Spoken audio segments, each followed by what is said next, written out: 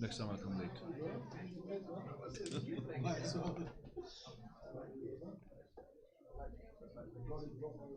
كيف حالك؟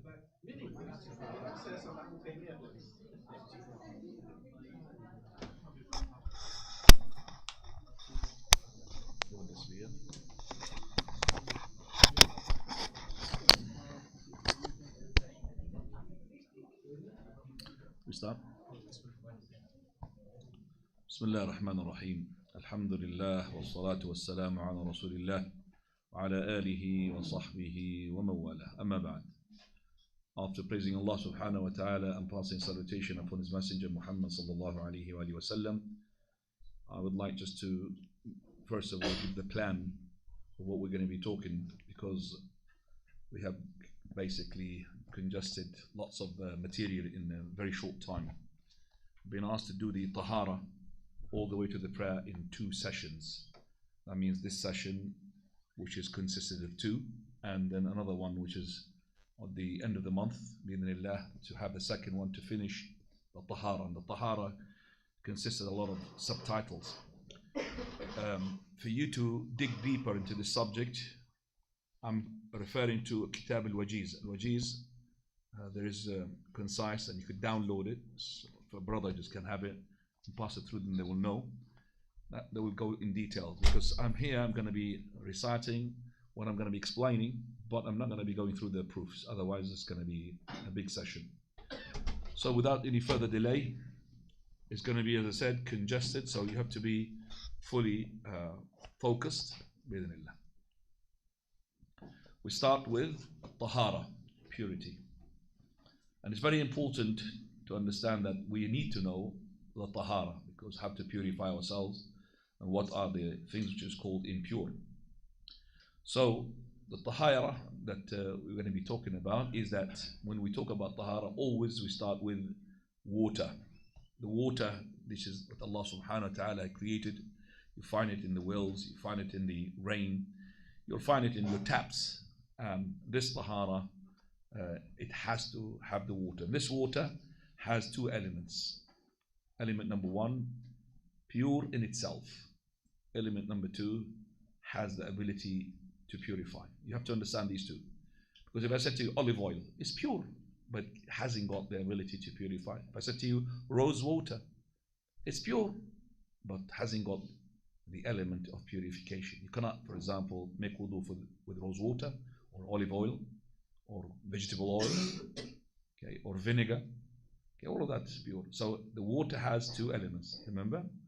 That is pure in itself and has the ability to purify. Now we come into the impurities. Impurities are defined in the way that it is that the thing that the people feel disgusted, and straight away when they have it, they have to wash themselves from it straight away. That's it's called the impurity. So if your nature is not polluted, as soon as you find something which is filth, impure, you want to get rid of it. And the proofs for those impurities, are in the book and in the Sunnah. So we start with the urine of the person, and this urine, and also the feces. So both are to be impure. Now, as for the feces, it is in general impure, regardless which person we're talking about, adult or young. When we talk about the urine, then the urine of the male who is unweaned, the one who is dependent upon breastfeeding, hasn't got the food. Okay? So the unweaned male baby is still impure, but its impurity has been given less in terms of purification. So we don't need to wash, we can just sprinkle water. The reason behind this is a number of reasons, but because the male is always being carried. Sharia wants to make it easy. So the male, unweaned male baby, okay, his urine is still impure, but it's been pardoned slightly. As for the females, whether it's adult or young, baby or not baby, they are impure. Then we find the madi and the wadi. Madi and the wadi are the secretions that take place from the private part. So the madi and wadi, not many. The madi and the wadi, both are secretions. Now, to differentiate between the two, one of them says thick and one of them says thin.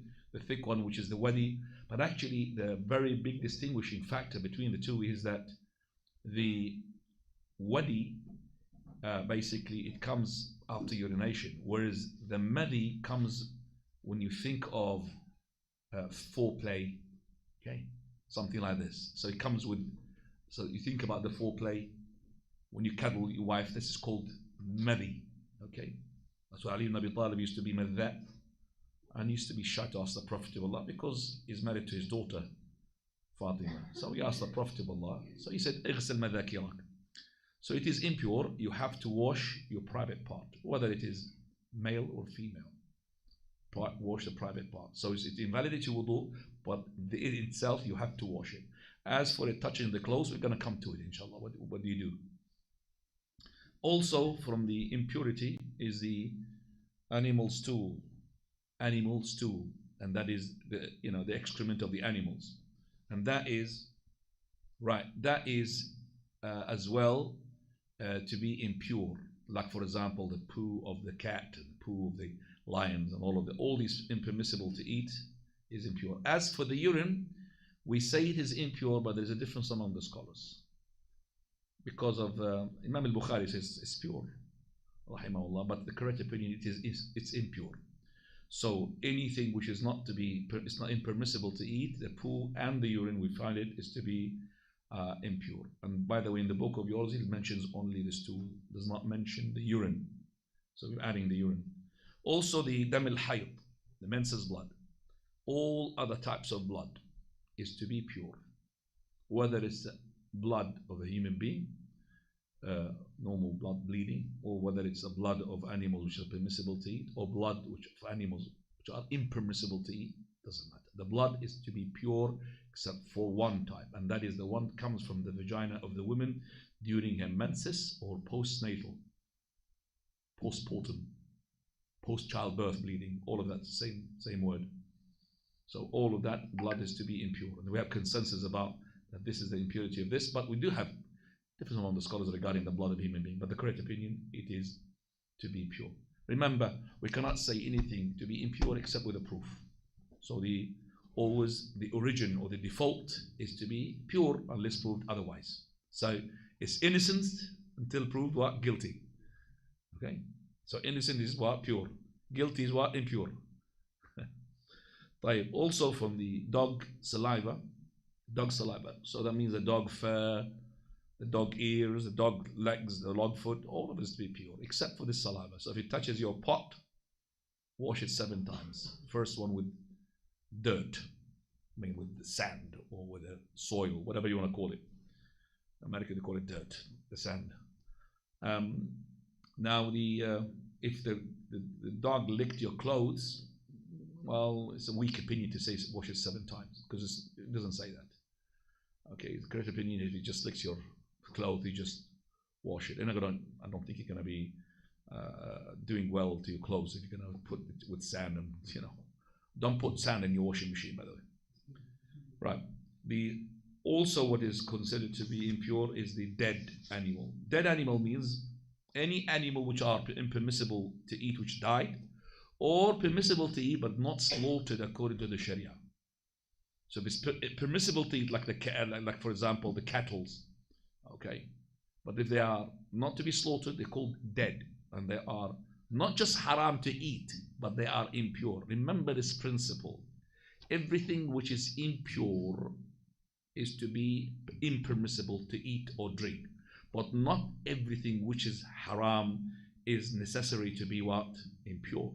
Give you an example: blood of the animal, it is pure. We said its urine is pure, the animal which is permissible to eat. The Prophet of Allah, he had commanded those people who had some wrong with his stomach, al-uraniyin, to go and take from the camel urine mixed with the milk. It's good for the stomach. So to drink it, that means what? It's pure. But the blood, even if it touches your hand, it's pure, but you can't what? Drink it. Because حُرِّمَتْ عَلَيْكُمُ الْمَيْتَةُ وَالدَّمُ. Dam is haram, but it's not impure. So everything is impure, is haram to eat, but not vice versa. Not necessarily vice versa. Also, what is being cut from the animal while it's alive is to be dead. So let's say if you cut the leg or the hand while for example, the sheep is alive, that leg or that limb that you cut or the ear is to be impure. It becomes maita, because of the hadith of the Prophet ﷺ. And that thing is not in the book, by the way, I'm adding. The exception from the dead animals is in the hadith of the Prophet, the fish, and also the locust. So the locust, there's not the locust, an insect. Okay, if it's found to be dead, okay, it is, as long as it's not rotten, it's halal to eat. The fish, as long as it's dead and it's not rotten, because rotten fish is not haram. Because you find, for example, fish floating on the sea and dead, they can't eat it, rotten. To be like fresh, they came out of the sea and they die, and then you eat them. You don't slaughter them in the name of Allah, slaughter the fish, do you? I don't think so. And also, the thing which is exemption from this is the animal which has got no blood, running blood in it. Those animals, they are as well pure. When I'm saying animal pure, it doesn't mean you eat them. So for example, the fly, I don't think you're going to eat fly, are you? But that's very good, because you might sometimes see a fly annoying you, you smack it in your face while you're praying. Don't worry, it's pure. It's not impure. You smack it on your, you kill it on your clothes, no problem, it's pure. And also the ants, and for example, the bee, and we call it wasps, a lot of wasps here, the hornets as well, all of those are to be pure, but don't eat them. Okay. The third, which is exempted from the dead animals, is the bones and the nails and the fur, not the skin, the fur, the feather of any animal, whether it's permissible or impermissible. If it's a dead animal, you took, for example, the feather of a dead falcon, okay, that feather is okay, no problem. Remember, the blood is not impure. So the feather, the horns, the horns of the animal which is dead, the tusk of the elephant if it's dead, no problem. طيب. We add as well to what is impermissible here is al-jallala. Al-jallala is also impure. Jallala, what is al-jallala? Jallala is that an animal which is like a camel, like a cow, save the chicken. The chicken has been exempted. That if this camel or they start eating impurity for certain days, then you're not allowed to eat, and it becomes as well impure, najis. And how do you make it halal? You lock it for 3 days on good food. So you bring a good fodder for that animal for 3 days, and then after that it will be okay. Otherwise, you're not allowed to eat the jallala. As for the chicken, alhamdulillah, you don't have to worry what type of food that the chicken take. And that is a lot of concession here. Because the chicken, if you put them caged hens, they could eat the poo of each other. So you don't have to worry what type of food they eat. Alhamdulillah. طيب. How do you purify the impurities? Learn the following principle. Principle 1, if there is no text to say to us which substance would purify a certain impurity, then water has to be used. Water has to be used. Second principle, if a certain impurity referred into the text to be purified in a certain way other than the water, then you use that certain way and the water can be used. So always water can be used. So first one, that if there is no element referred to purify a certain impurity, only water can be used.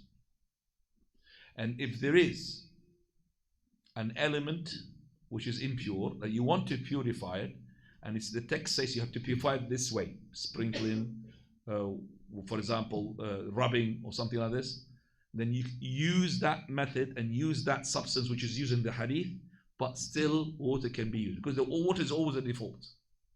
Give you an example. Prophet ﷺ, he said, if you want to purify your shoe which has got the poo in it, you rub it in the what? In the ground. You rub it in the what? In the ground. That, by the way, in itself, it doesn't mean that the only way of doing it is you could take it in the sink. Mind you, your wife is going to kill you for that, but you could take it to the sink and wash it, no problem. But rubbing in the ground is enough. But if you want to take it to the sink and wash it with the water, then be my guest, no problem, inshallah. طيب. Now we come into how to purify the skin of an animal. Remember the animals which are permissible to eat and you slaughtered them halal way, permissible to eat, the skin of theirs is to be halal as well, pure. Do you understand that? It is pure, the skin is pure, halal to touch and everything. But we tan it for the sake of the smell. As for the animals which are dead, whether they are permissible to eat or impermissible to eat, as long as it's not being slaughtered or it's one of these animals which are like the beast, okay? So they are called dead animals. So they die, you have to tan the skin. Tanning the skin, that means you salt it and they treat it and they put it in the sun. For, these people who are tanners, they know what I'm talking about. Tanning the skin can work as well for any type of animal. And I'm saying these animals because we have a difference among the scholars regarding the Hanafi madhab. The animal, which is like the pig, like the dog. These two, which are the extreme impurity. The skin, if it's been tanned, it will be what? Pure. Prophet said, أيما إهاب دبغ فقد طهر. Khalas, end of story. Any type of skin is being tanned is to be pure. To purify as I said, the pot where the dog is licked into it 7 times. One of them is with the sand. And to purify the garment which has got menses blood, then you have to use the following. You have to use water plus a detergent. At the time of the Prophet of Allah, it was lot tree, the lot leaves, like soap. So you have to use water plus a detergent, whatever it is. And you have to scrub. Okay, you have to rub to scrub. So that's the third thing. Fourth thing, that is, you have to sprinkle. So you clean the area where it is a spot. Unless you put it a hole in the washing machine, there's no problem. The washing machine will do everything. All of these what I'm just saying. So, and then you sprinkle in the rest of the garment or the pants. And you don't have to worry if a trace has been left. After this, you've done your best, so you don't have to worry if there was a trace. Sometimes the trace of color, faded blood color, no problem about it, because you've done your best to take it out. As for purifying the garment of a woman whom she's, her dress is supposed to be covering herself. So basically, Allah made the concession here is that whatever comes after it, it will purify it. So if she passes upon impurity like poo or urine, don't worry, she doesn't have to wash it. Whatever comes after it, because it drags. While it's dragging, it's purifying itself. Now, as for the urine of a male baby who is unweaned. Unweaned, that means most of his food is from the breastfeeding. But if it's normal food more, then it becomes different. It becomes a normal urine. So this one we said, the impurity will be less. It will be less. There's a concession regarding the impurity. It's impure, but we don't have to wash like the normal urine. We could just sprinkle water. So he had urinated in, for example, on a carpet like this, we just sprinkle water. We don't have to wash the carpet. We don't have to wash the garment. And that's a concession gave it the Sharia, because usually the fathers, they take the male with them to the masjid. That's why.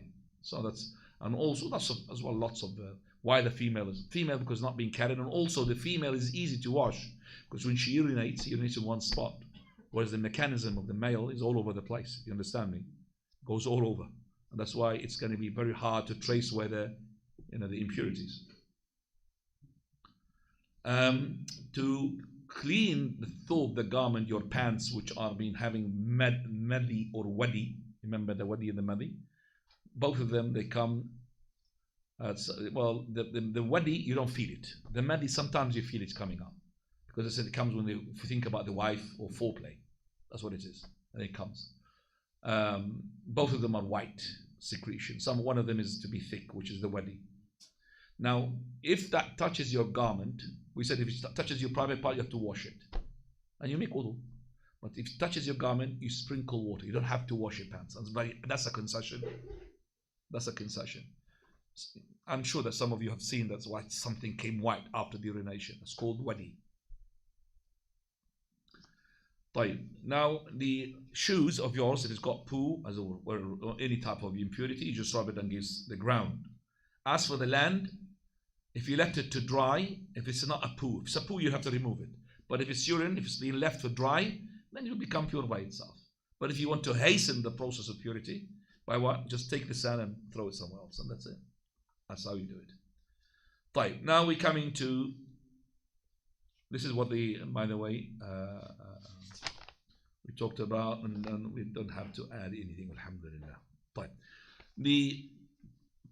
As well, the leftovers from the animals, which are impermissible to eat, is not to be drank. It is impure. So this is another impurity. We're going to add it to this. Let's say, for example, a dog, or a pig, or a beast, or a lion drank from the water of a pot and left what is remaining there, the leftovers, is to be impure. You can't drink that water because it's impure. The exception is for the cat. Cat is made to be because it mixes with us, mingles with the family. Because of that, Allah gave us a concession. Okay? But the urine and the excrement, the poo of the animal, of the cat, is to be what? Impure. Even actually the urine of the cat is really a horrible smell. But do you know what? Some of the scholars, they said, like for example, Imam al-Bukhari said it's not impure, the urine, not the poo. The poo is impure. But we say the correct opinion, it is still impure. Right. Because the cat, by the way, they don't urinate in the house no more. They urinate outside, subhanAllah. They don't like to urinate inside the house. Allah made them like this.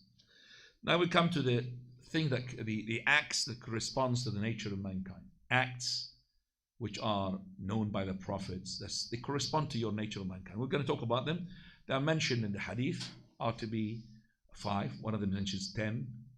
And if you add them together, it could be 11, but there are 10 if you make 2 in 1. Let's just see, inshallah. The one which are the following, I'm going to mention them together, but because they are timed. And that is clipping the mustache. Okay, clipping the mustache. We call trimming the mustache. Trimming the mustache better. Trimming the mustache. Clipping the nails. That's better, yeah. And shaving both the pubic hair and plucking the underarm. Okay, those 4 are timed 40 days. They're timed. You can't, extend that period. They're timed. So again, the what? The trimming of the mustache, clipping of the nails, and shaving the pubic and plucking the underarm. You could shave the underarm, no problem. But don't pluck the pubic. It's no good for the skin. But as for the underarm, it's up to you. You could use as well the creams, that they stay the hair, no problem. Okay, these are being timed 40 days. Of course, the woman hasn't got a mustache, but I'm just saying. But the woman, she's got the underarm, the pubic, and also the nails. Then we add to this, for the man, the lihya, that is to let go of the beard, and it's up to the handful, below your chin, below here, the area of this one, the chin. And also the siwak, so we mentioned now 6, and also making or putting water to the nostrils, the 7, and also washing the knuckles, this makes it 8, and istinja, washing the private parts, that's 9, and the 10 is putting water into your mouth, which is called gargling. Now the 11th is al-khitan, which is circumcision. Khitan, circumcision, is compulsory on the male, and it is not compulsory on the female. Compulsory, because the scholars are different about this issue, but the correct opinion is not compulsory on the female. Unless she lives in a different country and it's hot, where the clitoris will need to be cut. But normally it is the case that is not necessary. But as I said, if it's normal, like African countries, they do the circumcision there for the women. It depends upon the land they live. So anyway, so I mentioned 11, but you could make them 10 by making the trimming of the mustache and letting go of the beard to be 1. As some of the scholars said, they are 10 because trimming the mustache and letting go of the beard is to be 1. Fine.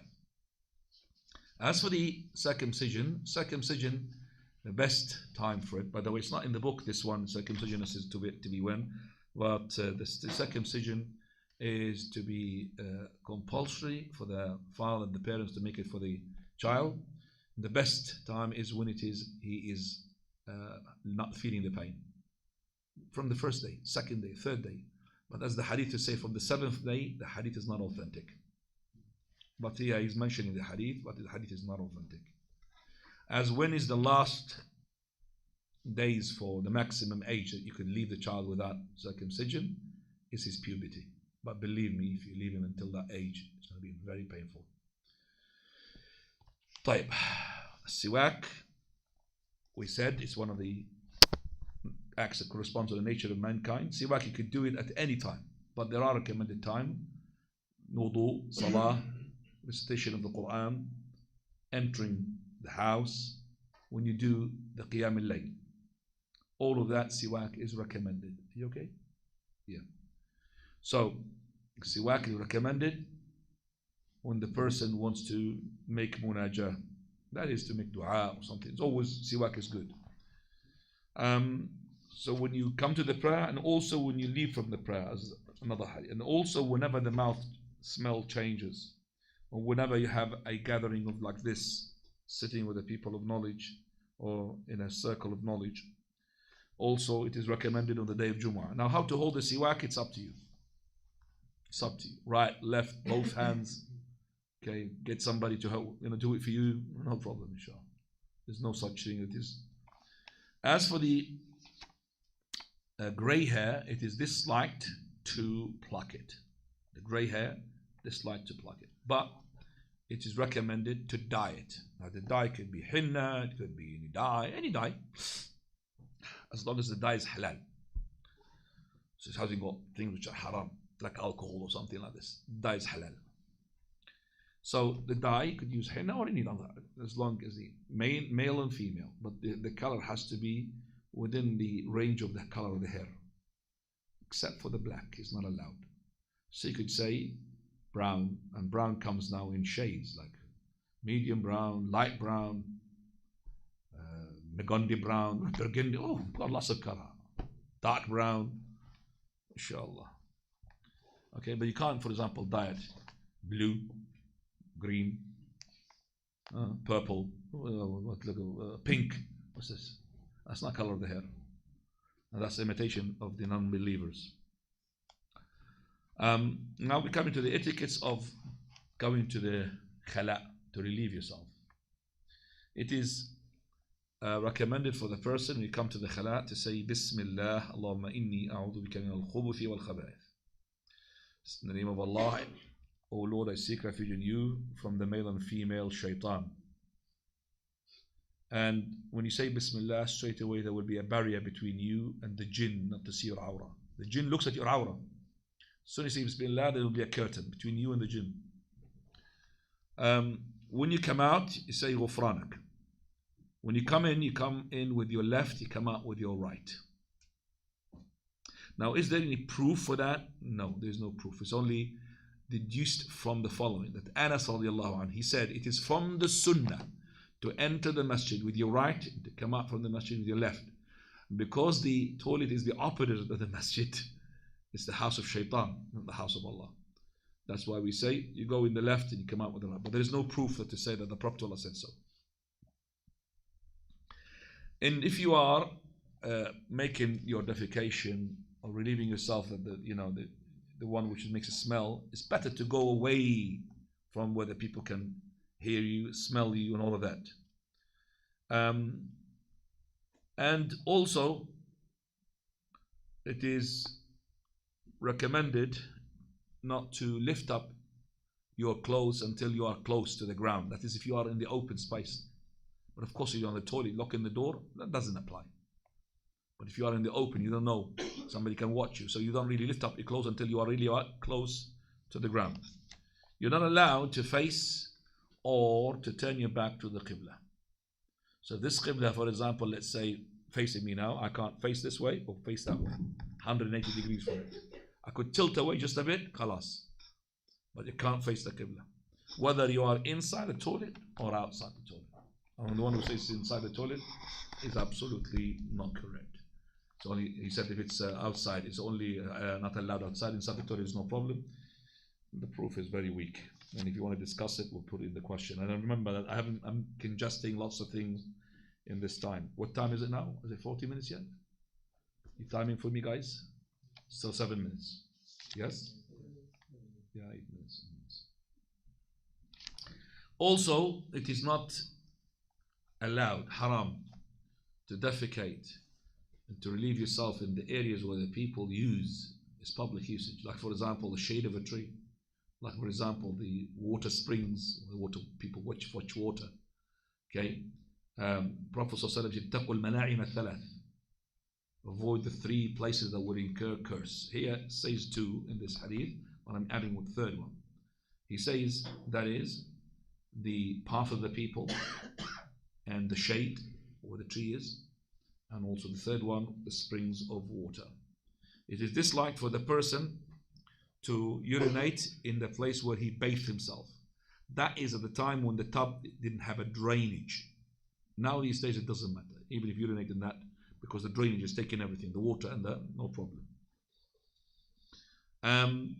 It is haram also to urinate in the still water. That means like a swimming pool.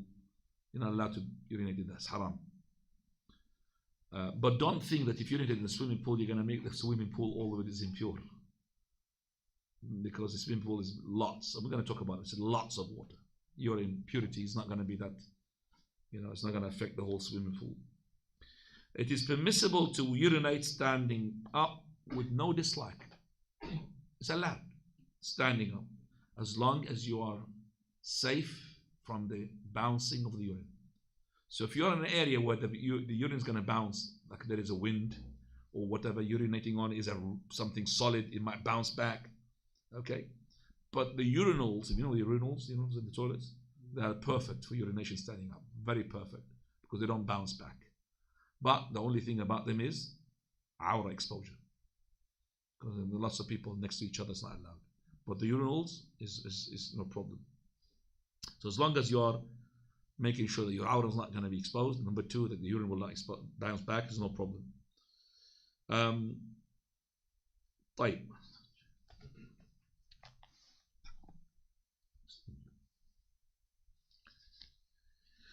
Also, from the etiquettes is that you must clean yourself after the urination. It's not enough just to,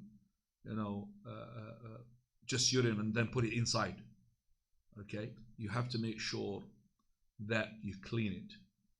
So you have to make stinza. So make sure that you don't really make it to touch your clothes and all of this, but don't have waswas at the same time. So once you finish, you don't have to jump up and down to make sure this really okay.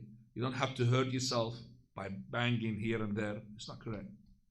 But put water in it, because the private part of the male is like, it's like, as Ibn Taymiyyah said, like the woman breast. The more you squeeze in it, the more milk comes out of it. But if you let it go, the milk will stop. Same thing with the subhanallah. If you let it go, it will stop. But if you keep pressing, you will never finish. So the best thing for the person who's got waswasa is to, once he cleans himself, to sprinkle his pants with water. So if anything comes, he's not going to distinguish between water and what urine. Sprinkle it with water. That will kill the waswasa. You're not allowed to hold your private part, male or female, to touch it with your right. And the istinja, the best thing is, of course, with water. No doubt about that. But you could use male or female for the front or for the back. For the urination or defecation, you could use 3 stones, and 3 stones has to be a minimum. Has to be a minimum. So you have to use the stone 3 times. 3 stones.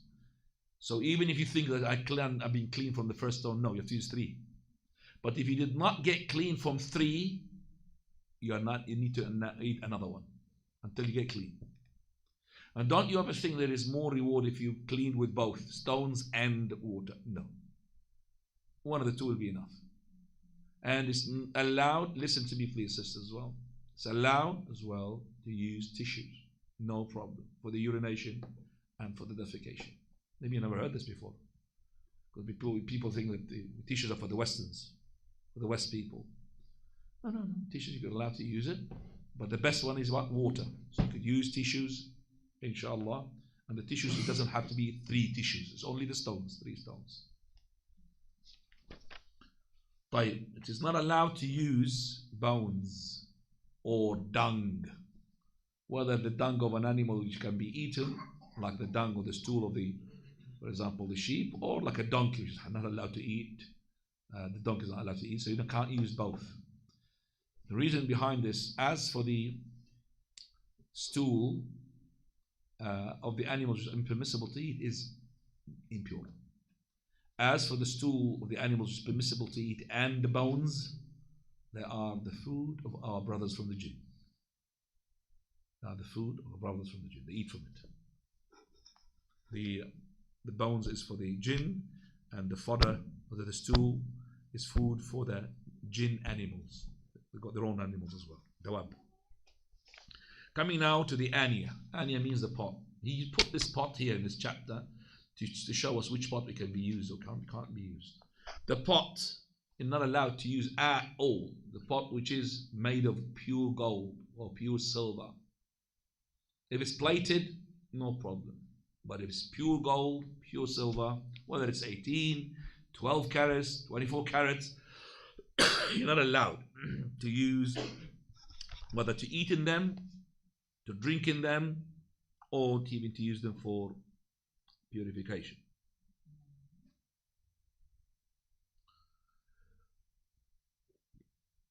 Now we're coming to making Tahaarah lis-salah, making Tahaarah, purification for Salah.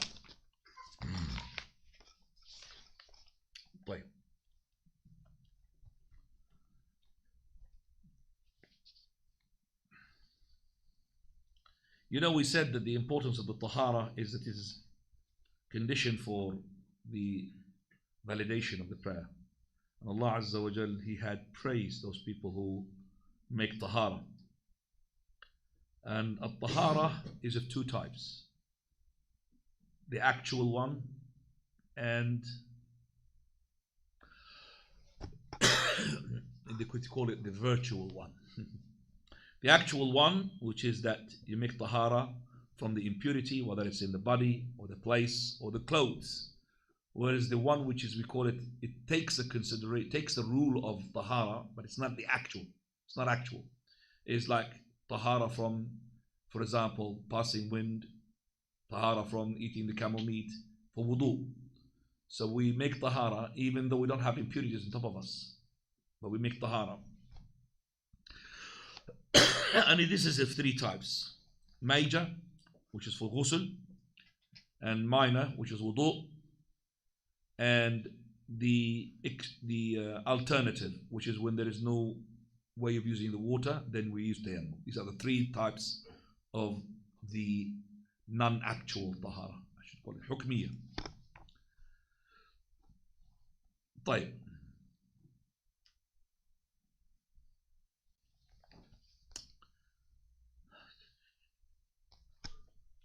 Just before I go to the tahara of the wudu, and to make sure that you understand the following: if the water mixes with impurity, the impurity, the water has three characteristics: smell, taste, and color.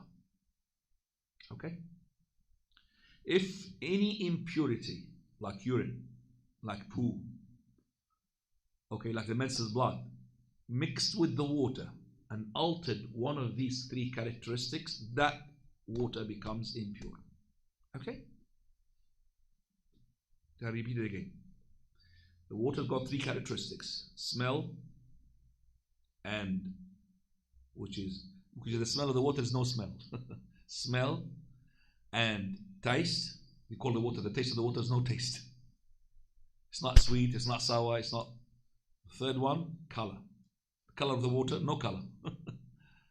So if any of these three are altered when an impurity mixes, that is to be impure water.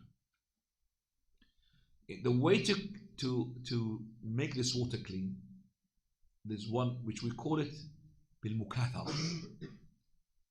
So if I add more water to alter or to return back, to revert the original color of the water, original taste of the water, the original, for example, smell of the water, then the water becomes clean. So let's just give you an example. This water is, for example, half a liter, 500 ml. Somebody urinated next to it, one drop went into the side. One drop. Okay, one drop. Do you think the water is going to be impure? No, it's still pure. 2 drops, still pure. 3 drops, still pure. But we start becoming 50 grams, for example, something like this. We start seeing the color changes. We see maybe the smell changes. We see as well maybe the taste changes. I don't know how to taste it, but I'm just saying. So something will change there. Now, how can I clean it? Either they can throw the water, or the water is precious for me. I don't want to throw it. I'll bring another bottle of 2 liters and add it to it, and then I will revert. Okay? I'll bring back the original color of the water, the smell of the color, and as well the taste. Okay? And you could use it for wudu. Maybe you don't want to use it for drinking because you're disgusted with it, but you could use it for what? Purification.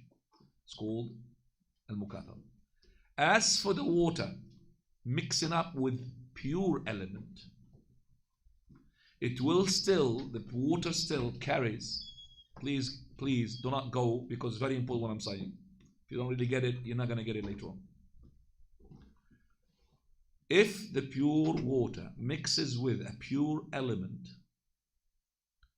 then this water still has the 2 elements or the 2 characteristics, which is number 1, pure in itself, 100%, and has the ability to purify as long as the 3 characteristics has changed in such a way that you don't call the water water.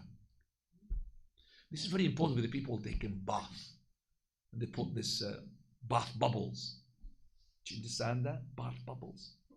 So if the bath bubbles became not water, became bubbles, it's clean and pure in itself, but hasn't got the ability to purify.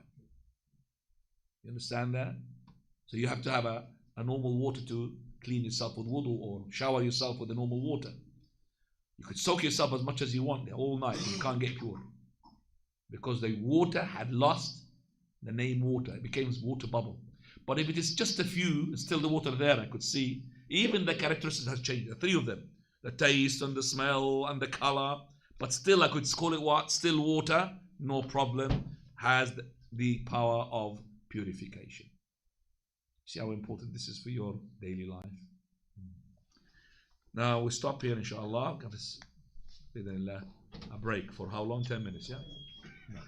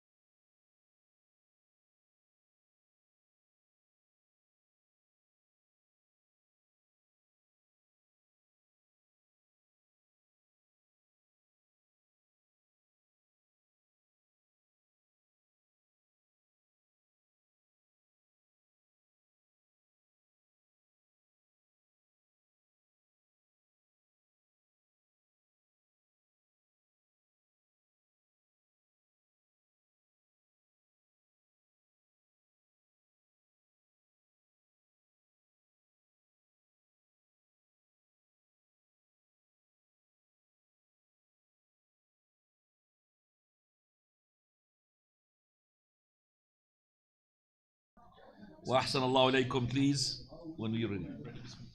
بسم الله الحمد لله والصلاة والسلام على رسول الله وعلى آله وصحبه ومن والاه. Let's just go ahead and describe the wudu, because I know that some of you may be surprised now tonight to see something maybe you had never known about it before in the wudu. First of all, that the prayer will not be accepted unless you are on Tahaarah, purity, whether it's the minor one, the wudu, or the major one, which is the ghusl. And we are going to be not talking about the immaculate reward for making the wudu, because as I said, we have to lump so many things here. So we say that if you want to refer back to the book, it will tell you some of those things that the wudu will give you in terms of reward wise. But I'll give you the hadith of Bilal radiallahu anhu, where the Prophet of Allah in his vision, he entered paradise, but he had seen already Bilal before him in paradise. So the following day he asked him, Bilal, yesterday in my dream I've seen paradise, and I saw and I heard your sandals walk in front of me. How did you manage to be there? He said, Messenger of Allah, every time, number one, every time I break my wudu, I make wudu.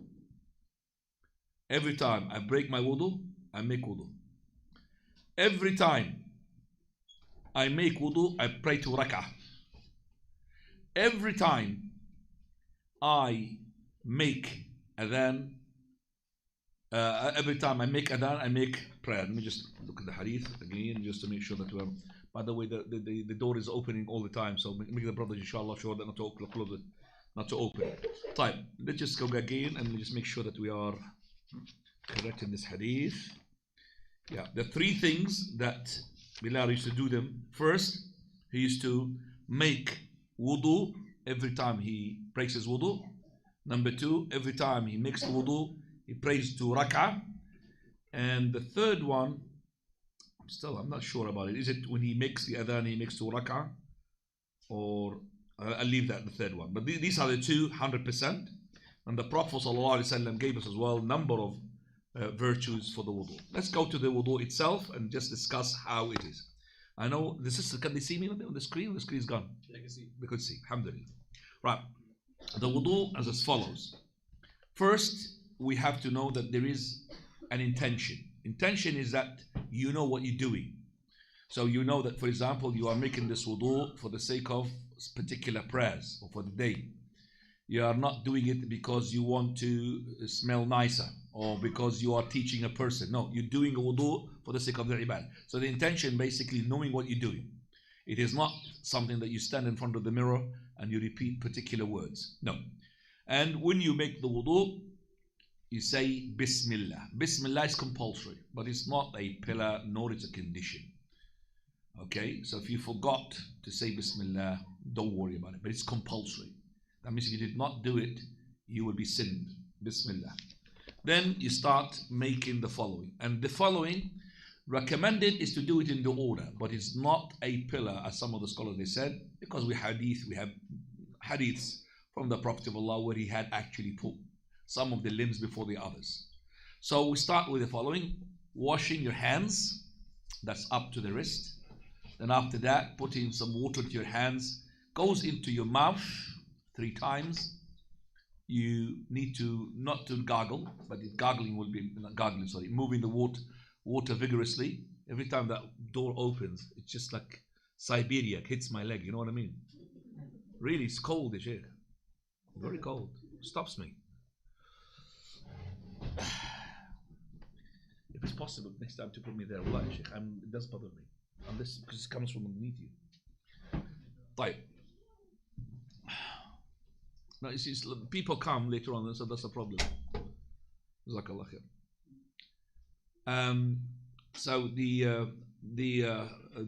after that, you put water, so your mouth, you said, and you don't have to move the water, but it's better to move it around. But if you did not move it, put the water inside and throw it. Alhamdulillah, that's enough.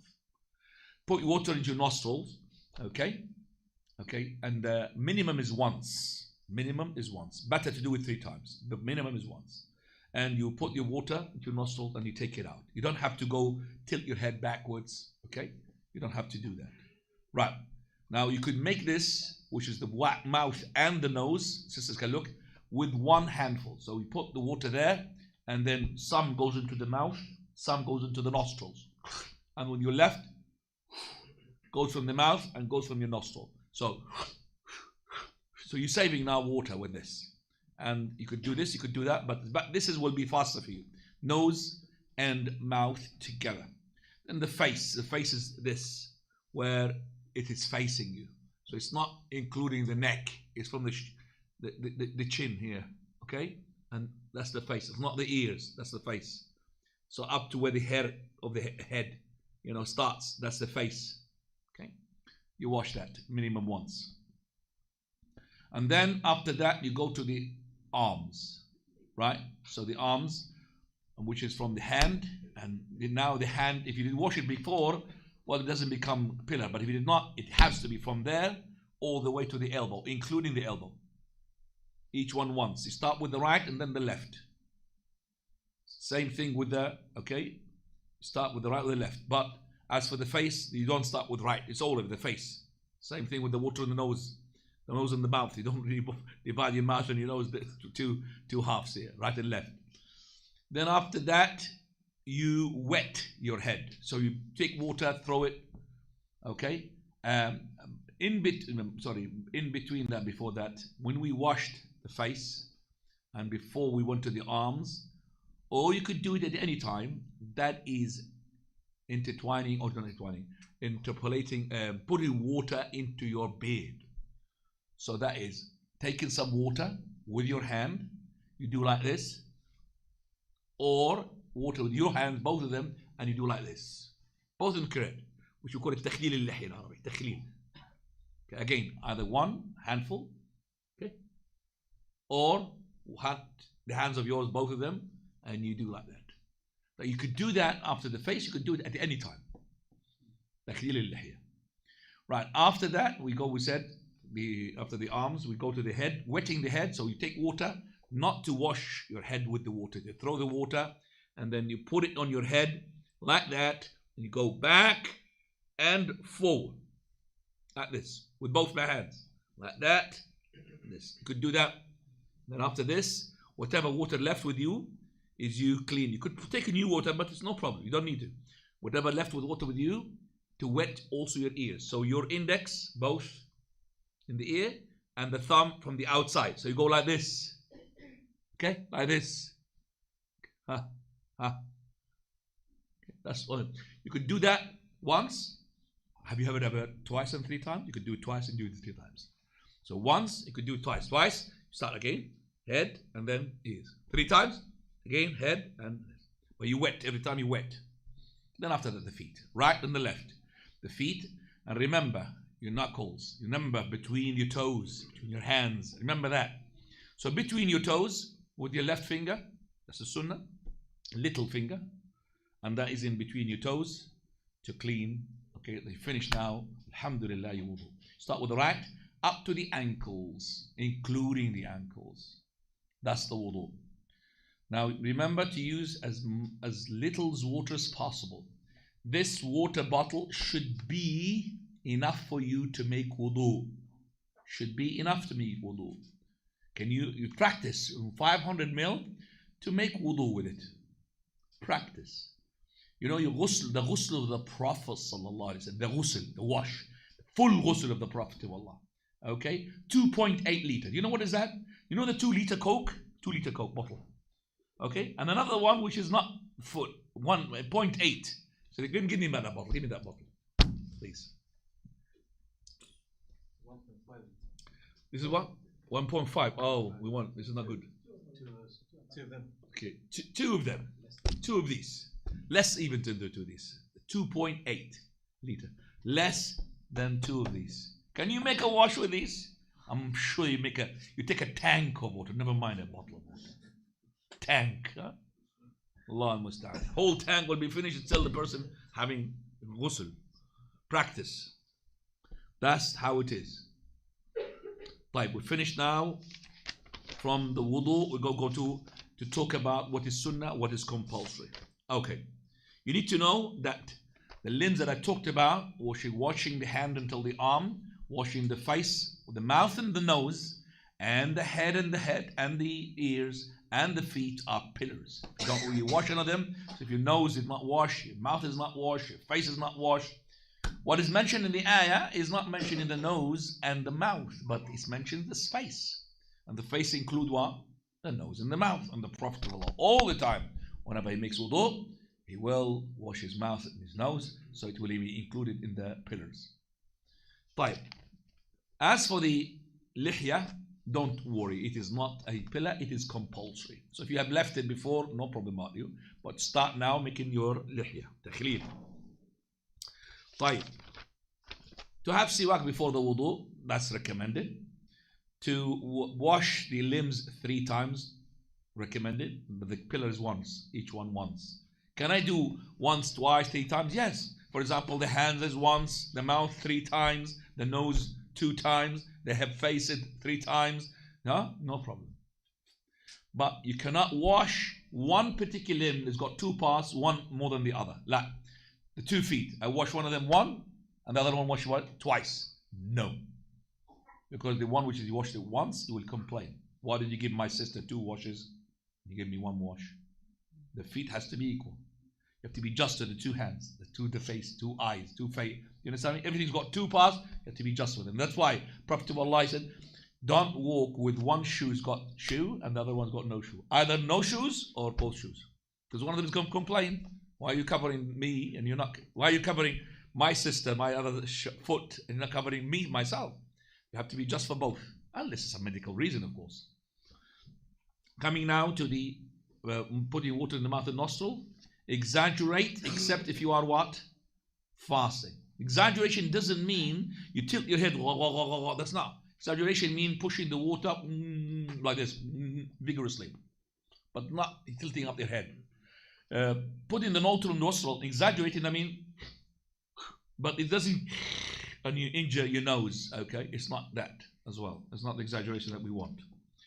From the etiquette of the Prophet that he usually does the sequence, as I mentioned, but it's not a pillar as some respected scholars had said. Then after that you make the dua, and the dua is Allahumma ij'alni min at-tawabin, ashhadu an la ilaha illallah, ashhadu Muhammadan Rasulullah, Allahumma ij'alni min at-tawabin waj'alni min at-tahirin. Or you could say subhanakallah bihamdik, ashhadu an la ilaha illa anta, astaghfiruka wa atubu ilayk, which is exactly the same dua when you leave a gathering. Exactly the same dua when you leave a gathering.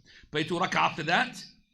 Alhamdulillah. So here we find Abu Hurairah narrates that Bilal radiallahu anhu during the Salat al-Subh, he said, Ya Bilal, Prophet said, Bilal, what is the best of your acts in Islam that you have done which made you to be before me in paradise? He said, well, every time I make tahur at any time or any night, then I will make a prayer with it. So, except I will make tahur with it. And also in another hadith, he would say that, as I said, he will make every time there is, it's not on wudu, he will make wudu.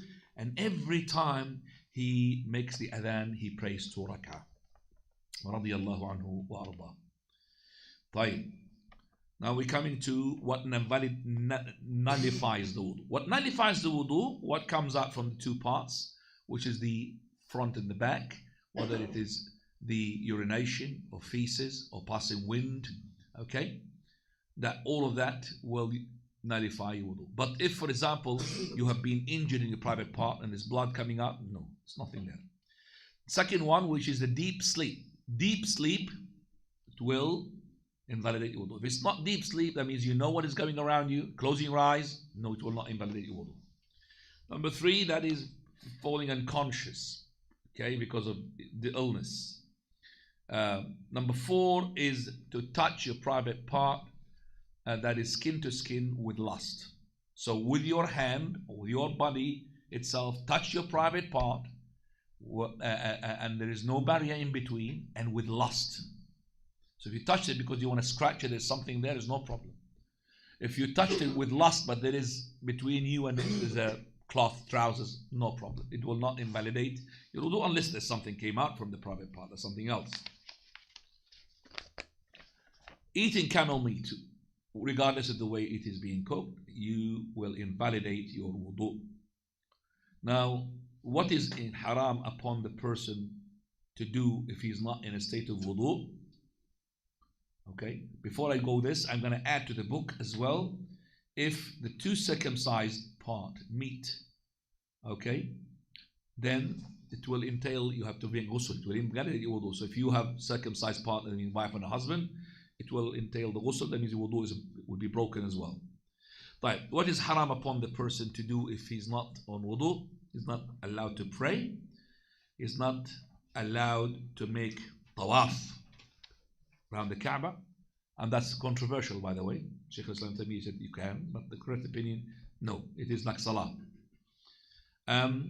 Also, you're not allowed to touch the mushaf, not the phone. The mobile's got Quran, no, the proper mushaf. You're not allowed to touch the mushaf if you're not on tahaarah. You're not on wudu. Also, we add here to the book touching the mushaf and also making sa'i between Safa and Marwa. Between sa'i and Safa and Marwa, because Allah Azza wa Jalla called it tawaf. Inna Safa wa Marwa min sha'airillah, faman hajja al-bayta aw i'tamara fala junaha alayhi ay yattawafa. Tawaf. Wallahu a'lam. This means making sujood, shukr, sujood tilawa, no problem to be on non-tahara. You don't have to be on tahara. It's not a salah. Okay? Recitation of the Quran, you don't have to be on tahara. It's only touching the Quran. Okay? Understand that? Staying in Arafah because you're Haji, no problem. Making ihram as well, no tahara, no problem. So reciting your adhkar to be not on tahara, no problem. But it's better to be, of course. What is recommended? The wudu. What is recommended? What is recommended to do for the wudu? That is when you are making dhikr of Allah, recommended to make wudu. So also when you are to sleep, make sure that you are on tahara. If you're lazy, just put your hands on the wall, say Bismillah, and make dry ablution. Wipe your hands and wipe your face. As long as the wall, which is not a, for example, what do you call it, plastic or wood? No, it has to be wool. Plasterboard, I don't know. Is it? I don't know what's the plasterboard. You see, that's a problem. It could be as well cement in it, isn't it? Plasterboard is cement. No, huh? No, it's not snap. What is in the outside? Is it wood or is it? Huh? Is it plasterboard? MDF? No. Somebody's shaking his head. So I'm not going to go with you until I know. They're shaking their head. It's actually, it's like different types of cement. It's like gypsum, we call it, like the cast. Yeah, it's like the cast, and it's been, that's it, smoothed. If it is the case, you're allowed to do. So I'm not going to say anything. So I don't know what is a plasterboard. Any builder here? No builders. This is wood. Huh? This is MDF. It is made of wood. Oh, it's wood. If it's wood, you can't do it anyway. So, no mind, we're not going to spend time on this plasterboard discussion here. Also, if you are on janaba, not to make it to do the prayer, to make the sleep, to make wudu, especially if you want to make another round with your wife, wudu will give you strength, subhanallah. And also, before the ghusl, when you do the ghusl which we could talk about, the ightisal, you make as well wudu. Also, if you have eaten something is being cooked by the fire, then it is recommended to make wudu. So like meat or barbecue or something like this. Also, to every prayer, to Dhuhr, you have made wudu. You could make wudu even if you haven't broken your wudu. You could make wudu for Asr, recommended as well. Every time you basically break your wudu, then you make wudu, which is again Hadith Bilal radiallahu anhu. He said, every time I make adhan, I pray 2 rak'ah, and every time I lose my wudu, I make wudu. Okay, every time I lose my wudu, I make wudu. And also, number 8 is when you vomit, it is not compulsory, but make wudu as a recommendation. And he who does carry the deceased, he also makes wudu. Let's just see how much we left here. Yes.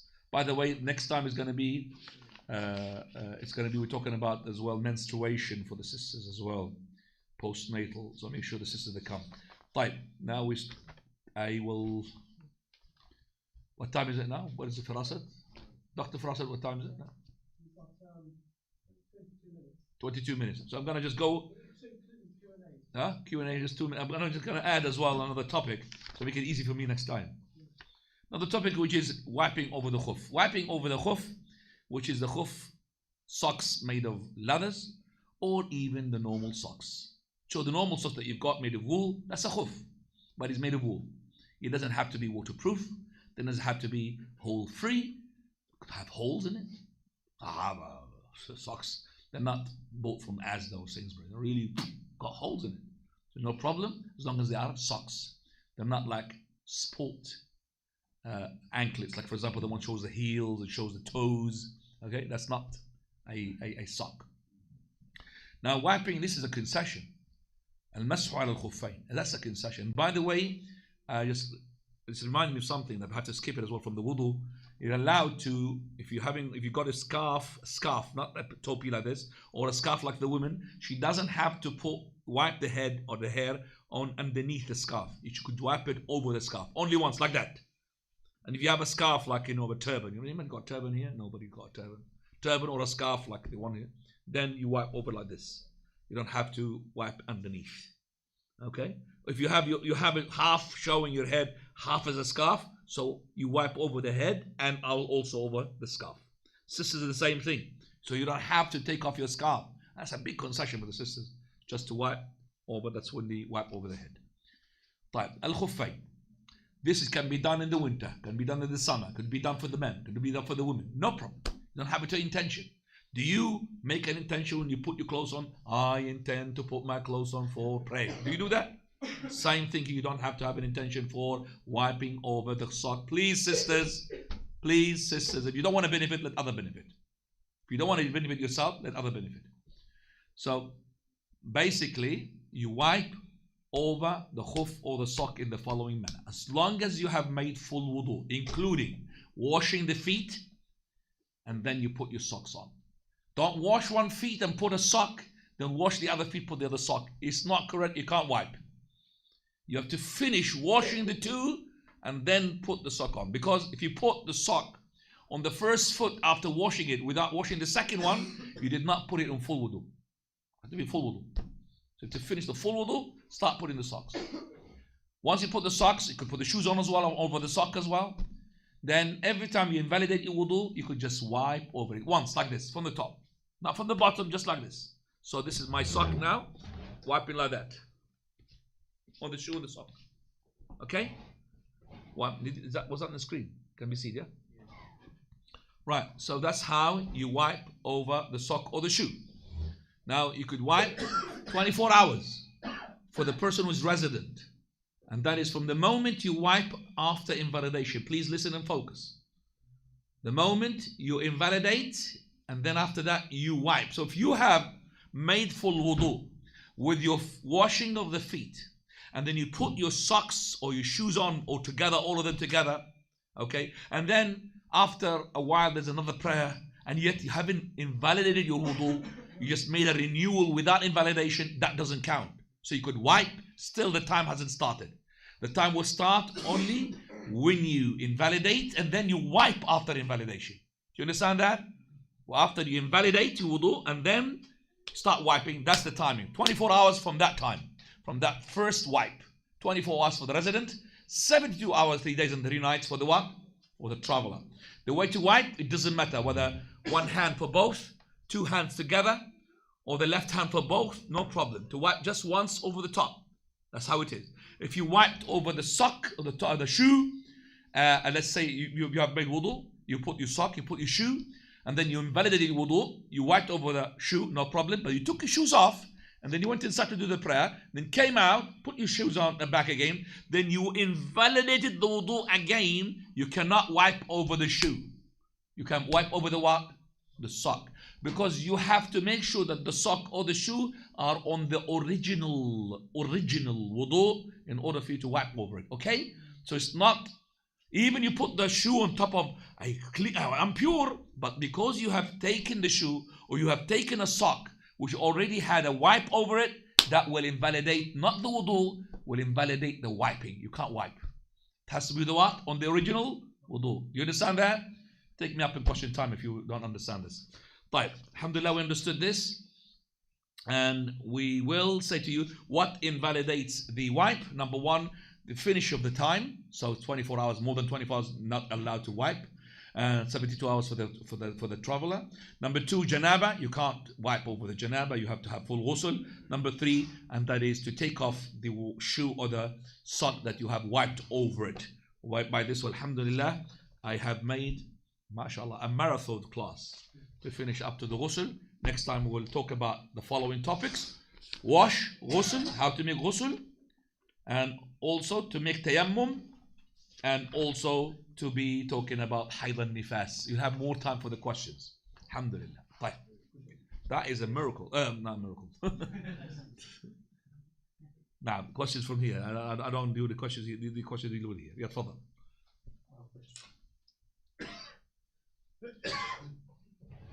Yes, but here. Do you see him?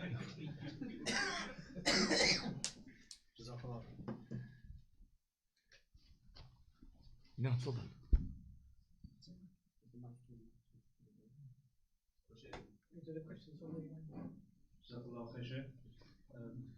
You know, after you wipe the head, do you have to wash your hands again before wiping the sock? Again? Sorry, I was focusing on my phone. So after wiping the head, you need to rinse your hands again before wiping the sock. Or can you just wipe the sock straight after wiping the head? Okay, what if any water left in the hands, you could wipe the sock with it. But if there's no water, you have to take water. And wetting the hand is not washing the sock. So you take water, throw it out, whatever is wet, that's what you can. So you could, if there's water in your beard, you could take it from your beard and you put it in your sock, no problem. Do you understand me? Yes, as long as your hand is wet. And does the shoe need, or the sock need to be above the ankle? That's another question. Is he allowed to that? Does the shoe that needs to be above the ankles? The shoe? No. The sock or the shoe doesn't need to be above the ankle. But I warn against following the trend. That's the whole thing. So if you put in those socks, which I don't really like them, it's up to you to like them. The one which is, anybody's got them? Don't worry, I'm not gonna. The one which is below the ankles. I don't know. I don't understand the logic behind this. And I know everybody hasn't got them now because it's cold. It is cold now. So I don't know logic, but no problem. Sock is a sock, even if it doesn't cover the ankle. It doesn't have to cover the area where the wash is. There's no proof for that. Now, as long as they call it sock. He wants to ask a question. Abu Shalai. Yeah.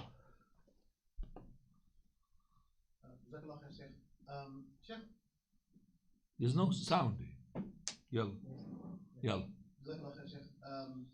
When we are about to eat in a restaurant or a canteen at school, at work, where the ania is the ania of the non-believers, we can either eat in the fork and knife, or we can use, for example, disposable ones. Which one is better in this? Is it silver you're talking about? Silver and gold? Or? No, it is aniate. Okay, right. So you're talking about something it's not to do with the silver or gold. You're talking about to eat with something which is used by the disbelievers in pork, in haram meat and all of this. I would say use the disposable. But if you didn't find it, no problem to eat with them as long as you make sure that they're clean.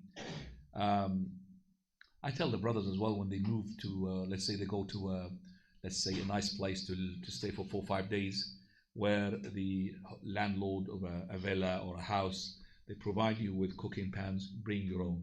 You don't know what sort of things being cooked in there, even though they're going to be washed in the dishwasher, because the Prophet of Allah told us not to use them unless we don't have any. Then make sure you clean them properly, because you see when you cook in these pans something which is not halal, it might go into the pores of that thing. Okay. Yes, these days, alhamdulillah, I would say the pans are much more developed than the time of the Prophet of Allah, and it's very easy to get really clean, like very clean from them. But as I said, out of disgust, if I said to you that this pan only half an hour ago is being used for cooking the head of a pig, would you like to eat in that? Would you like to eat in that?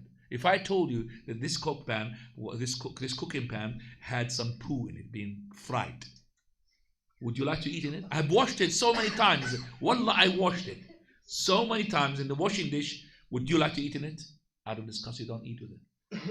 So the same thing you consider the food of which is haram, same thing as cooking poo or excrement in that pan. Okay? Now.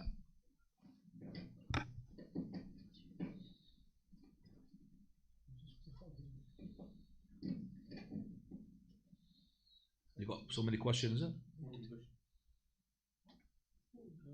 40 questions. 40. 40. Sleep, guys. Is it recommended to make wudu before going to the masjid? It is recommended to make wudu before you go into the masjid. You're going to the masjid for you are in wudu or you're not in wudu. That's the question. So if you are in wudu, there is no need to renew the wudu for going to the masjid. This is a bit called bid'ah. But if you haven't got wudu, yes, of course, make the wudu in order to be having dhikr of Allah on wudu. Because the Prophet of Allah didn't like to say Assalamu alaikum or reply wa alaikum assalam when he wasn't on wudu. So going to make dhikr of Allah recommends the wudu. But if you are on wudu or just simply want to go to the masjid or renew the wudu, that's wasting water. Now. This question's unclear. It says, can you make wudu over socks? I assume it means can you wipe over socks if you're at work? And can you wipe over socks during winter? You could wipe over the sock, whether you are a male or a female, whether you are staying in the house or outside at work, whether you are in cold or hot, it doesn't matter. It's a concession. You could make, this is a concession, Ikhwani. And by the way, where does most of the water go when you make wudu? Which limb? Come on. Feet. Feet takes most of the water, isn't it? You could make wudu with a quarter of this bottle up to the feet, but the feet takes all the water. True or not? It's true. So if you had socks on or shoe, you saved a lot of water. Now. Regarding touching the nails. No, regarding touching the private parts, is it just that hand or the palm? Doesn't matter the hand or the palm. We don't view like some of the fiqh. It is either this side or that side. Some of the fiqh of the Shafi'i say that. But there's no proof for that, authentic. So any touch with the hand, as long as it is with lust. So it's not lust. And by the way, I haven't discussed the proofs for this. So we have two hadith. Hadith talq.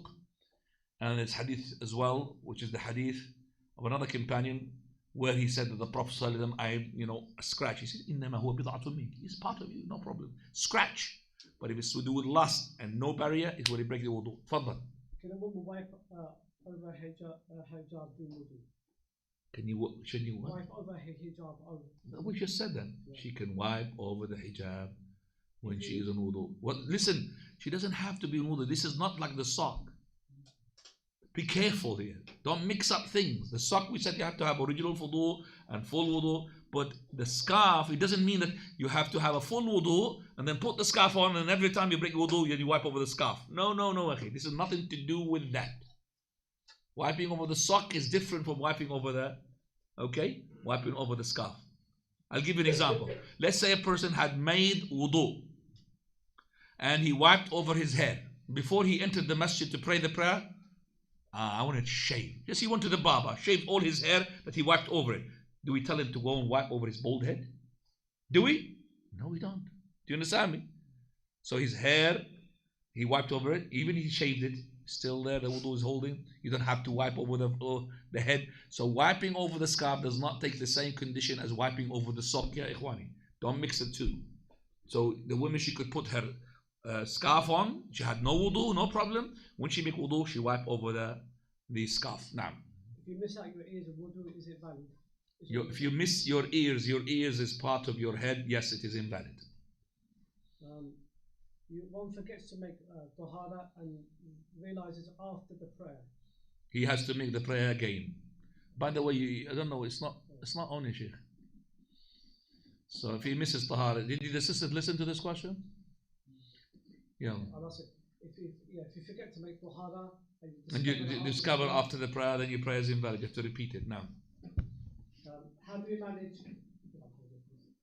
in the toilet that is facing the Qibla? Well, your toilet, you will know it's facing the Qibla or not. If it's facing the Qibla, just tilt yourself when you sit on it. Like the Sahaba used to do when they used to go to Bilad al-Sham. Some of their toilets, they were actually their side, their backside, they're turning their side. The Qibla said, "Kunna nanharif wa nastaghfirullah." We just do tilt a bit like this away. Because if you tilt half a degree, you're not towards the Qibla. So the Qibla is like this. You did like this, you're not in the Qibla. You don't have to tilt 90 degrees. You just tilt a bit. Now. Question about a woman menstruating throughout the month. She's unable to differentiate between menstrual blood and non-menstrual blood. Can we leave that question for menstruation? Unless she is, if she says urgent, I will answer it. But otherwise, we'll leave it to the Next session. Yeah, she could come here, inshallah. That's why Do women have it's a to taster. cut their nails very short? Huh? Do women have to cut their nails very short? They don't have to cut their nails very short in order to injure themselves, but to cut them like the person, when you look, they're not grown up. So like for example, my nails is not grown up, but I'm not going to go into this and go to the meat and hurt myself. No, as long as they're not grown up. No. A 2-year-old child, I'll tell you what, make them safe not to scratch your husband. Go ahead. A 2-year-old child urinates on you, but you only notice after the prayer. Is the prayer valid? Again? A 2-year-old urinates on you, but you realize that after the prayer. Is the prayer valid?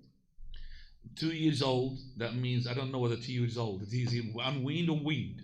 So let's say both questions. He is unweaned, that means he's based upon unweaned, that means he's only depending upon the breastfeeding. So this child is 2 years old, still breastfeeding, and he urinated on you, and he's a male, okay? Then this urination was treated as not to be full impurity, but partial. Now she had it on her. Did she try to sprinkle the water? Was the question, was it with you? If she realized after the prayer, no problem. If a person had, never mind 2 years old, 25 years old, somebody urinated on top of you, and you didn't realize it, you didn't know about it after the prayer, no problem. It's not like when you find yourself in janaba, or you find yourself without wudu, that you have to repeat the prayer.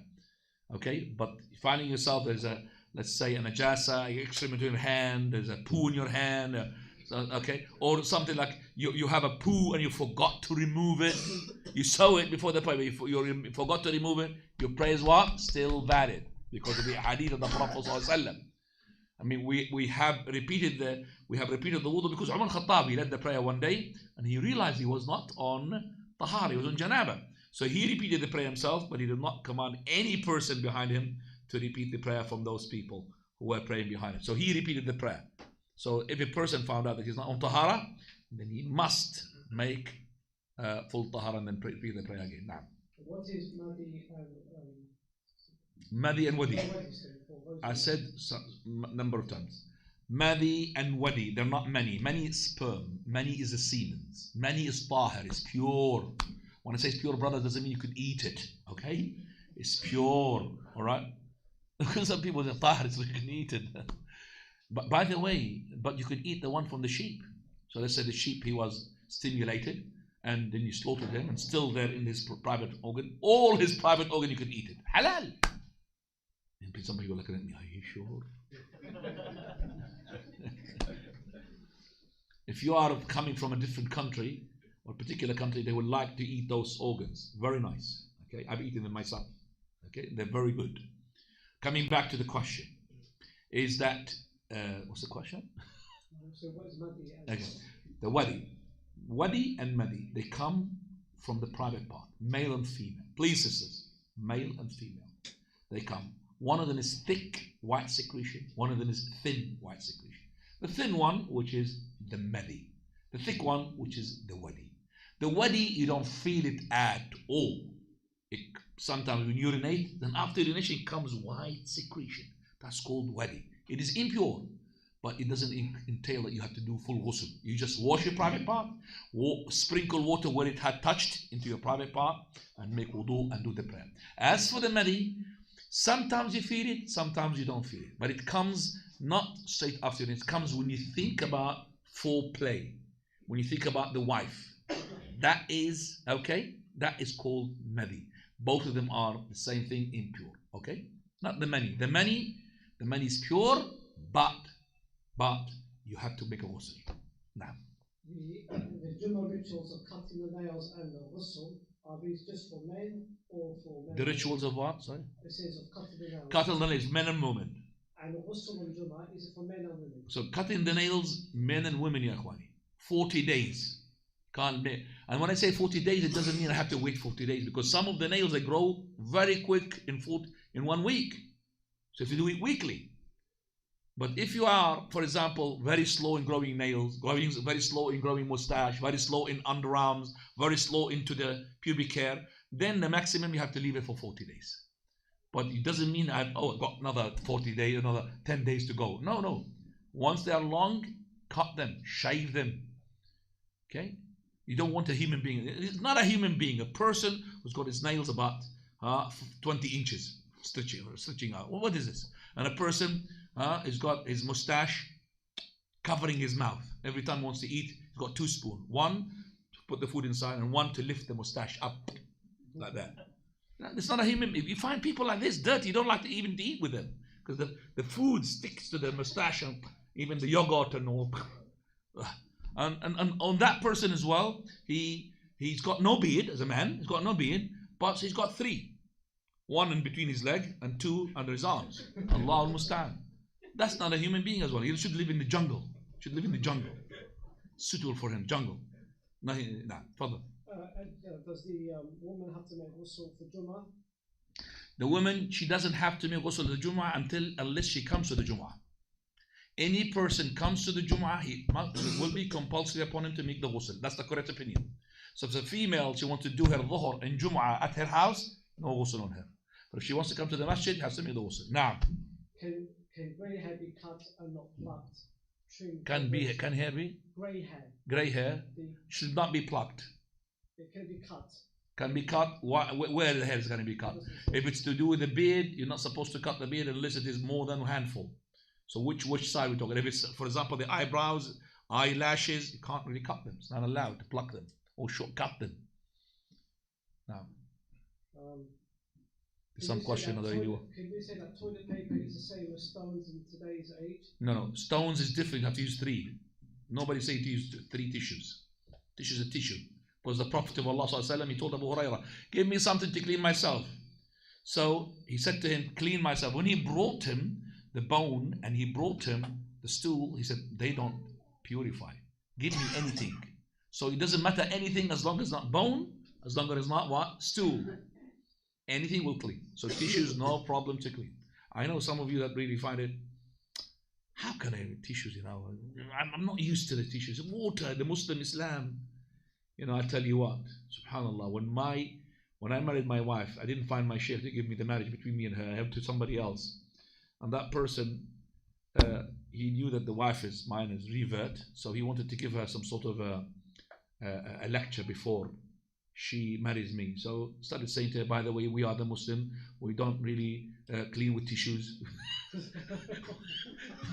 So you understand which country it comes from now. We don't clean with tissues, we use the water. Subhanallah. I didn't want to say anything. I didn't want to spoil the whole marriage. What are you talking about? You can use the tissues, no problem, inshallah. Now, some Muslim restaurants in London have a service which says bring your own bottle of alcohol. What is the ruling on eating or buying from such a restaurant? Okay. Any restaurant, I think the restaurant to sit down in that restaurant. It's sitting down, isn't it? Yes. Yeah, that means to sit down and bring your own alcohol. I wouldn't really eat in these restaurants, okay? Because you don't know which person is going to be next to you bringing his own alcohol. But if you are in need to eat, that's no problem. Make sure that maybe it's better for you to eat, take away. So you could buy from that restaurant, okay? But it's better for you to tell that person, I'm not going to buy from you because you're allowing such haram to be into your place. That would maybe teach him a lesson. Allah al-Musta'an, these people, they think the money lies in the hands of the people. They don't know the provider is the Almighty Azza wa Jal. Now, is it authentic that a messenger of Allah loved to start with the right, and this is an evidence for entering the masjid with the right foot?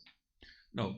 When he starts with the right, that means, for example, when he puts his sleeves, he puts the right. When, for example, he wants to start with taking off the clothes, he'll start with the left. But it doesn't mean he enters his house with the right. Nobody says that.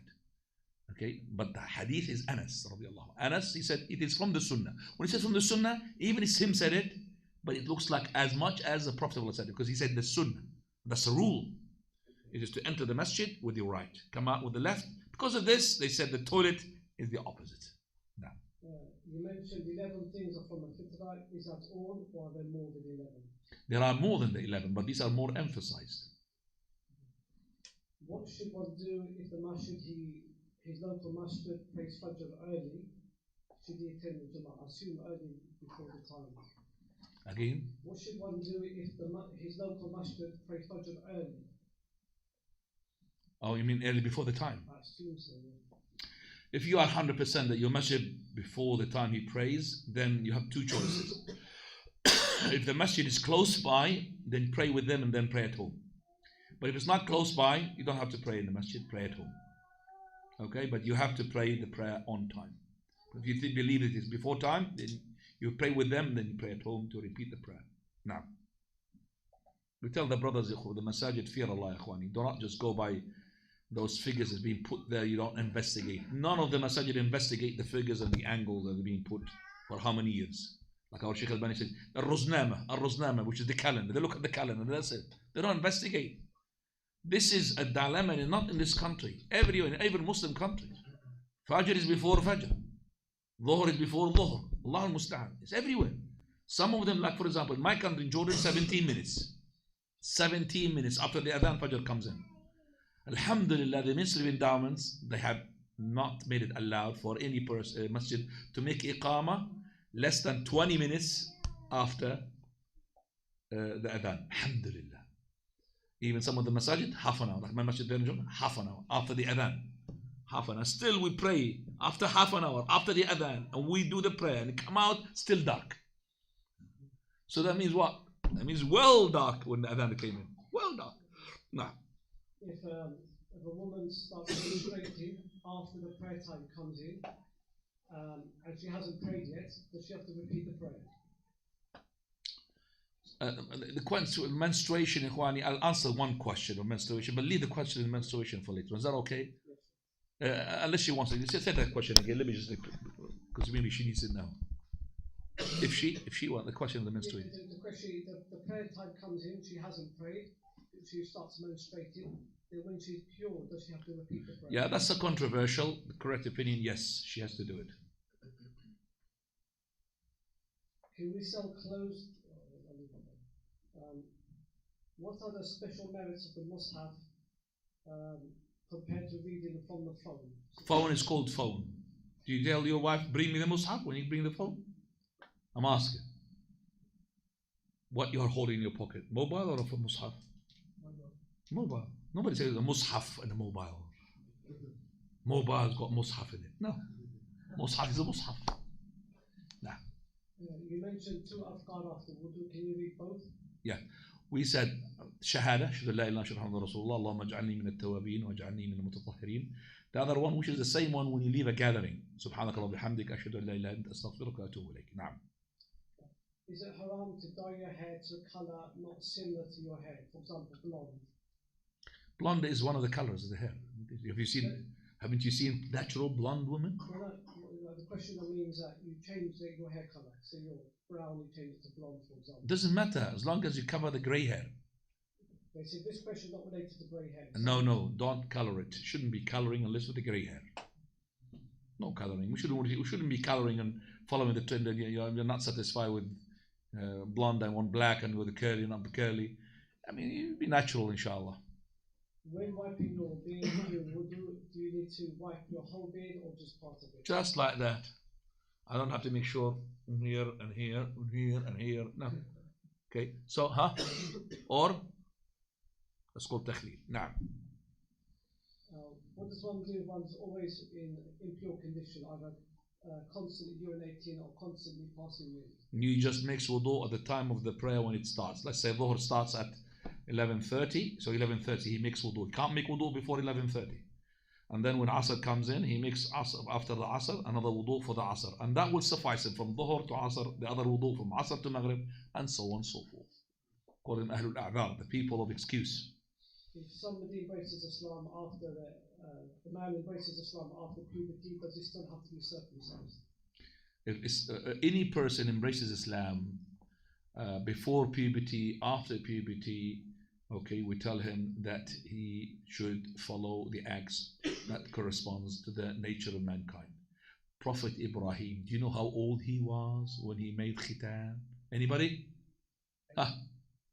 80 years old. Well done. 80 years old. He made khitan. Imagine how, he made the khitan. Do you know how? بالقدوم. آلة النجار. This is a carpenter tool. You know the axe? The carpenter one. He used it and he made ikhtitan himself. Subhanallah. They say al-qaddum as well, place in Bilad al-Sham. Allahu Alam. But anyway, 80 years old. Soon as the khitan became something imposed, he made khitan, Ibrahim alayhi salam. Straight away, the first big khitan. So he made the khitan and he made circumcision for himself. Have you ever seen how circumcision take place in Africa? There's no such thing. They go to surgery and they put anesthetics and some powder. No. Just YouTube it. How the African gets circumcised is amazing. Wallahi. One after the other, on top of a stone with a sharp metal. Next. Allahul Musta'an. There are children about 4, 5 years old, 6 years old. Yeah, like this. Next. Butcher shop. It's a butcher shop. It's a butcher shop. YouTube it. No. There's a question about breastfeeding making.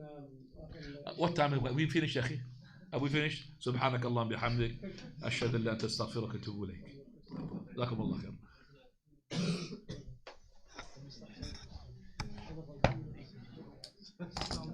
وعليكم السلام حبيب القلب.